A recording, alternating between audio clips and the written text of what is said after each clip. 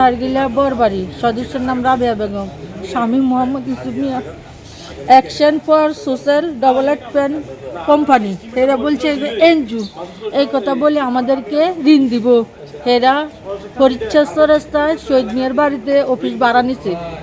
এখন হরিচ্ছার চৌরাস্তায় শহীদ মিয়ার বাড়ি যখন ভাড়া নিছে, আমরা ওইখানে তদন্ততে গেছি, যাই দেখি যে অফিস আছে, 4 জন লোক আছে।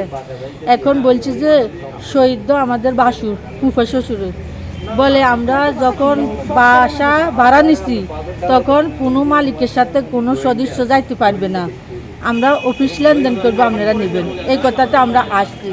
আসার পরে কালকে সকাল 8টাতে আসি 3 লাখ টাকা লোন দিব, 2 বছর মেয়াদে 30,000 টাকা জমা দিতাম। এবার দিছি, দেওয়ার পরে আইডি নিছে, ছবি নিছে, সিগনেচার নিছে এবং ব্যাংকের চেক বইয়ের পাতা নিছে। নেওয়ার পরে বলছে যে আজকে অডিট আসবো, অডিট আসি জামিনদারের সাথে কথা বলবো, জামিনদারের সাথে কথা বলি শিওর হয়ে মঙ্গলবারে লাঞ্চের পরে ঋণ দিব। এই কথার মধ্যে লেনদেন হয়েছে। হওয়ার পরে কালকে রবিবারে বিকাল 4টাতে কোম্পানি নাই আর, হেরাবারে প্রতারণা।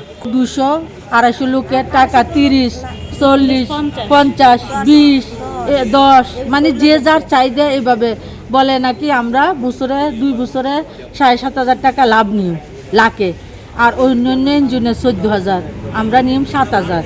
মানুষের লোভ, আমরা ওই লোভটা করছি। এখন হেরা আর নাই। এখন কি আমরা বাংলাদেশ সরকারের কাছে এই আবেদনটা করি, আমরা এটার বিচার চাই। কেন প্রতারণা?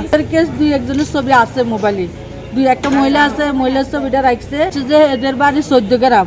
এখন বাড়িওয়ালা বলছে যে এদের বাড়ি ঠিকানাও দেন, আইডিও দেন, মানে এবার কোন বুঝে তা করে বাড়া দিচ্ছে, এবারে ভালো যাবে।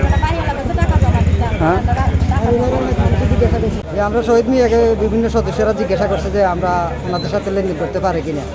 শহীদ মিয়া বলছে যে মানে করে, সমস্যা নাই। ধরেন না 2-3 সপ্তাহ ধরে তারা মানে এলাকার মধ্যে লাগছে।